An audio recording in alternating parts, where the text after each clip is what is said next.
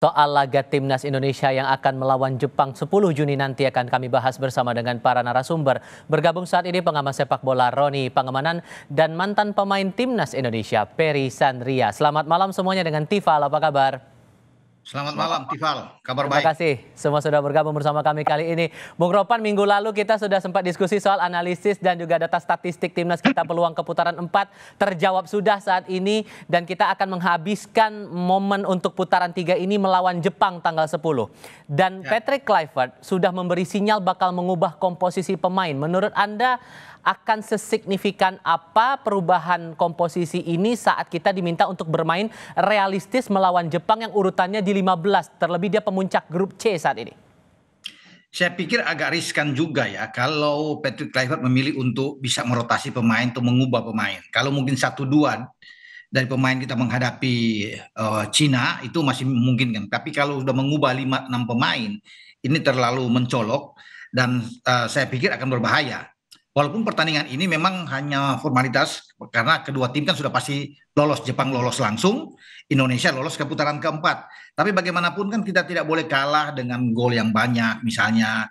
Artinya kita juga bermain imbang juga sudah bagus dalam pertandingan ini. Kalaupun kalah dengan tipis masih kita bisa terima gitu kan. Syukur-syukur kalau kita bisa membuat kejutan menang juga melawan Jepang. Tapi ini kan suatu hal yang sangat sulit. Di Jakarta aja mereka menang dengan 4 gol. Jadi kalau Jepang pun bermain dengan komposisi tim manapun, mereka punya kedalaman skuad yang lebih bagus tentunya dari kita. Jadi mungkin saran saya kepada Patrick Kluivert bahwa boleh saja dia mengubah, tapi jangan terlalu banyak. Jangan bereksperimen terlalu banyak. Sebaiknya dia mempertahankan dulu dari winning team kemarin untuk menjaga-jaga, paling tidak di babak pertama kita bisa mengamankan. Kalau imbang saja kan ini ada motivasi berlebihan. Baru di babak kedua dia mencoba pemain-pemain lain yang dirasakan perlu untuk mendapatkan jam bermain. Karena kan ini sudah ada pesan langsung dari Pak Presiden, Pak Prabowo untuk berjuang habis-habisan ya mendapatkan hasil yang positif di Jepang walaupun kita sudah lolos ke putaran keempat. Jadi ada permainan terbaik. Ya, kalau kita mengubah lagi atau Patrick mengubah pasti akan beda. Cara kita akan bermain juga dengan komposisi yang berbeda melawan Cina dengan dibandingkan Jepang. Karena ingat, kita menghadapi tim terbaik Asia. Peringkat Jepang memang turun dari 15 ke 17. Ya. Tapi Jepang berambisi untuk menang. Mereka tidak ingin malu di Osaka. Kenapa? Karena ini akan berpengaruh juga pada peringkat. Ketika mereka kalah lawan Australia kemarin, mereka udah turun tuh dari 15 ke 17. Kalau kalah melawan Indonesia lagi bisa turun ke 20 atau bahkan ke 21. Jadi ini kan akan dihindari oleh Jepang. Toh mereka melihat bahwa Indonesia itu sudah lolos. Apapun yang terjadi Indonesia tetap di peringkat keempat. Gak akan mengubah apapun begitu ya? Nggak ada perubahan apa-apa. Jadi makanya mereka akan fight. Mereka juga tidak mau. Selama ini kan mereka punya rekor tidak pernah kalah di kandang. Jadi itu yang akan mereka pertahankan. Begitu. Oke. Kalau Bung Peri ngelihatnya apakah sekrusial itu kita harus mengubah strategi, mengubah komposisi pemain saat melawan Jepang, walaupun kemudian di konferensi pers di Osaka belum lama ini, baik Coach Kluivert maupun dari pemain kita tetap optimistis untuk bisa unggul nanti di pertandingan tanggal 10? Ya, saya rasa kalau untuk perubahan di dalam tim sendiri, untuk 11 pemain, saya rasa kalau terlalu banyak yang dikatakan Bang Ropan tadi benar, kalau terlalu banyak ini juga berpengaruh buat tim. Saya rasa tim kemarin yang melawan Cina itu sudah cukup bagus, kerjasama dan chemistry mereka sudah ketemu. Tapi di sini juga kita juga jangan merasa punya beban untuk melawan Jepang sebagai tuan rumah, karena Jepang sendiri juga sudah lolos, kita juga sudah lolos. Cuma sini bedanya kita harus bisa merebut poin meskipun tim Jepang sendiri ya menurut informasi mengandalkan pemain lapis kedua. Kalau Jepang ini lapis kedua, lapis pertama saya rasa sama aja. Terbukti kemarin lawan Australia mereka memakai lapis kedua. Oh juga Australia agak kesulitan untuk mencetak gol. Walaupun tetap unggul Australia ya. Iya, waktu lawan Australia pada injury time juga akhirnya Australia juga membobol gawang Jepang sendiri, dan ini juga kesempatan bagi timnas kita untuk bisa meraih poin di kandang Jepang sendiri. Tapi solidnya memang kalau main di kandang Jepang itu kita agak berat untuk cetak gol, karena Jepang sendiri juga di negaranya juga nggak mau dia kalah gitu loh di kandang sendiri gitu. Ini suatu rekor buat Jepang yang tidak terkalahkan di kandang. Tapi di sisi lain kita juga belajar dari pertandingan sebelumnya, Bung Ropan. Saat Ya, Jepang melawan Australia, malah Australia menaklukkan Jepang saat itu. Sesungguhnya belajar dari pertandingan itu, kita bisa memanfaatkan celah apa nih timnas Indonesia untuk bisa tampil dengan performa maksimal di tanggal 10 itu? ya, jangan salah ketika Jepang datang ke Australia, mereka sudah enjoy, mereka sudah pasti lolos, sudah membooking tiket ke 2026 kan Piala Dunia di Amerika, Meksiko dan Kanada. Hmm. Berbeda dengan motivasi dari Australia. Australia turun dengan tim inti mereka harus menang, tidak boleh imbang atau kalah buat mereka. Ini akan berpengaruh. Jadi mereka harus bisa mengejar poin itu. Akhirnya mereka dapatkan. Makanya Jepang atau Hajime Moriyasu sebagai pelatih menurunkan tim lapis kedua. Tapi mereka juga unggul kan dalam ball position tuh sangat tinggi semua aspek. Ya, terlepas mereka kalah. Jadi bagi Indonesia sendiri yang saya pikir untuk menghadapi Jepang, kita kan sudah enak, sudah lolos. Jadi pemain-pemain tuh enjoy aja, nikmati permainan. Ya, jadi jangan terbeban juga masuk masuk lapangan. Boleh dengan optimis, percaya diri, tetapi ya nggak usah terlalu berlebihan lah Hmm. untuk percaya diri, untuk mengatakan bahwa kita menang bisa sah-sah aja. Tetapi kan yang kita lawan adalah raksasa di Asia, gitu loh. Kemarin aja melawan Cina kan kita bermain oke, tapi dapat penalti saja bisa memenangkan pertandingan. Hmm. Dan sekarang Jepang, apalagi kalau mereka enjoy sekarang bermain, walaupun dengan tim manapun, mereka pasti akan menekan dan mereka sudah berjanji lewat Hajime. Mereka akan bermain habis-habisan melawan Indonesia dan ingin memenangkan pertandingan.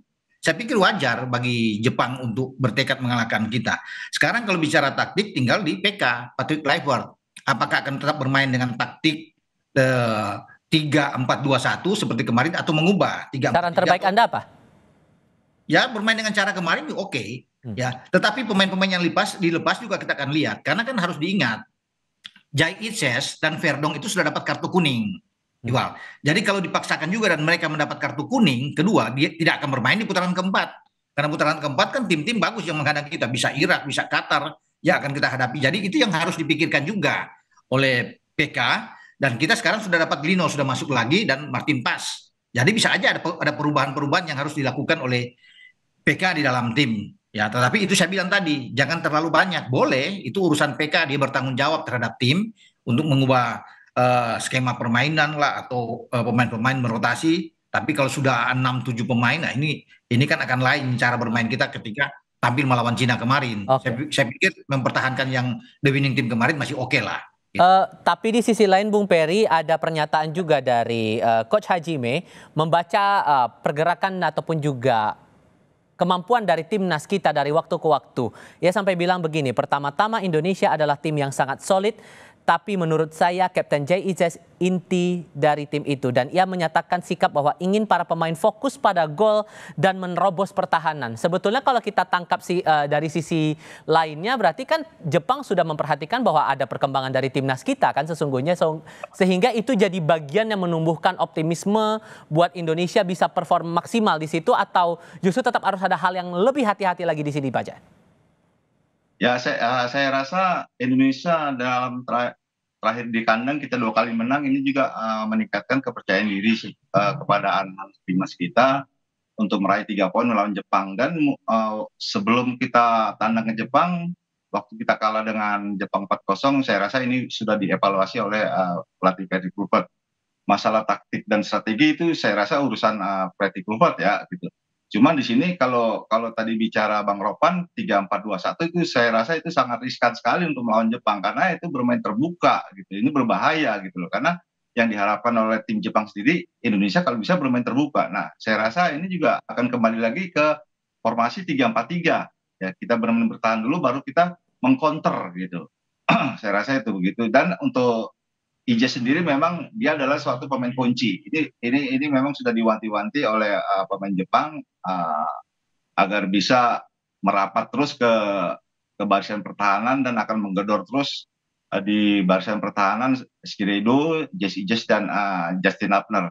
Nah, ini yang jadi persoalan buat Justin, buat saya dia adalah pemain yang sangat emosional gitu loh. Ini sangat sangat bahaya sekali untuk melawan Jepang karena di Jepang tuh mereka punya pemain-pemain yang punya trik-trik dan punya kecepatan pada saat duel 1 lawan 1. Sehingga menurut Anda, saya butuh penegasan Bung Peri, kalau Anda membaca performa dari tim Jepang dari waktu ke waktu, setidaknya selama babak kualifikasi putaran ketiga ini, hal apa yang perlu diwaspadai agar timnas kita bisa betul-betul mainnya bagus dan realistis lah untuk mengejar target? Saya rasa terutama kan kita lihat bahwa tim Jepang sendiri dia bermain cepat secara tim dan secara individu juga mereka tim yang paling solid, paling bagus. Yang harus diwaspadain untuk melawan Jepang nanti mereka bermain terbuka dan menggunakan kecepatan. Setelah itu juga mereka juga punya passing akurat. Ini juga harus diwaspadai dengan 1-2 sentuhan untuk pemain belakang ini berbahaya kalau udah kena 2 sentuhan. Oke, kalau Bung Ropan membacanya, kalau kita bandingkan dengan pertandingan saat melawan Tiongkok waktu itu, dari total 11 pemain, 4 pemain diturunkan, 4 pemain dari Liga 1 Indonesia diturunkan saat melawan Tiongkok. Apakah kemungkinan bisa lebih banyak lagi pemain dari Liga 1 akan diterjunkan bakal terjadi di Jepang, atau rasanya ya udah cukup 4 ini aja deh? Saya pikir yang 4 kemarin layak untuk bisa bermain ya lebih awal karena mereka menunjukkan performa terbaik ya. Kalau mengandalkan banyak pemain misalnya sampai 6-7 dan pemain Liga 1 juga ini kan akan merubah skema permainan tim kita dan itu harus dipikirkan matang oleh Patrick Kluivert. Ya kenapa saya bilang tadi dengan seperti skema kemarin ya dengan 3-4-2-1 kelihatan mereka bermain terbuka tapi ketika ditekan itu akan jadi 5 di belakang 5-4-1 meninggalkan oleh sendiri di depan. Jadi Egy akan bisa mundur untuk bisa membantu Tom Hai dan Pelupesi, demikian juga dengan Kambuaya. Jadi 4 mereka ada di tengah. Nah Verdong bisa turun ke belakang juga bersama dengan Jakub kalau kemarin ya. Sehingga mereka ada 5 untuk bisa mendampingi Jay, Justin Hubner dan Rizky Ridho. Jadi itu saya kira fleksibel. Kalau kita bermain dengan 3-4-3, praktis kita akan lebih banyak menunggu. Lebih banyak untuk counter attack. Ini akan bagus buat Jepang. Di Jakarta kita bermain dengan pola demikian, dimakan sama Jepang. Dan Jepang langsung pressing, kita nggak bisa berbuat apa-apa karena kita kan dalam tekanan sulit untuk bisa mengimbangi Jepang. Pressing mereka sangat sangat kuat dan itu yang akan mereka lakukan. Kalau kita bertahan terus dengan counter attack, kita tidak akan mungkin mendapatkan gol dengan hanya mengandalkan Ole di depan. Jadi harus hati-hati juga. Semua berbalik kepada Patrick Kluivert untuk bisa memilih taktik yang pas untuk menghadapi Jepang. Terakhir Bung Peri, menurut Anda, kalau Anda mungkin bisa berpesan untuk timnas kita demi menjaga psikologis timnas kita biar tetap bermain yang judulnya tetap realistis itu tadi melawan Jepang, apa yang mau Anda sampaikan? Ya, yang penting kita sekarang sudah lolos, Jepang juga sudah lolos. Yang saya katakan tadi, sebaiknya kita bermain lawan Jepang itu sekarang ini kita bermain enjoy, jangan terlalu punya beban. Karena kalau kita bermain dengan enjoy, saya rasa semua itu bisa diatasin. Kalau bermain kita tidak ada beban, saya rasa itu bermain itu kita enak gitu, lepas gitu, dan tidak ada tekanan-tekanan dari siapapun gitu. Saya rasa itu justru yang dapat tekanannya adalah tim tuan rumah sendiri karena peringkat mereka juga harus diperbaiki. Nah, sedangkan kita juga harus mencuri 3 poin agar juga peringkat kita naik lagi. Gitu. Ya. Oke, semoga ada kabar baik lah untuk timnas kita di tanggal 10 nanti. Bung Peri, Bung Ropan, terima kasih banyak sudah berbagi pandangan bersama kami kali ini. Sehat selalu semuanya, selamat malam.